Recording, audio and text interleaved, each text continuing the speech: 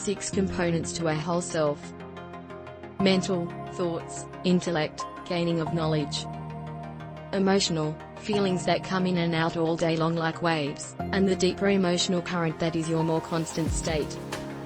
Spiritual, intuition, inner guidance, your expression and experience of God, higher power, source.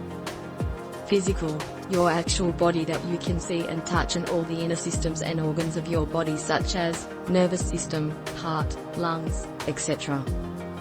Energetic, the part of ourself that we sense with, also called an aura, in yoga referred to as the chakra system. Self-expression, our voice, what is ours to say and share, how we share our gifts with others, our unique talents and passions.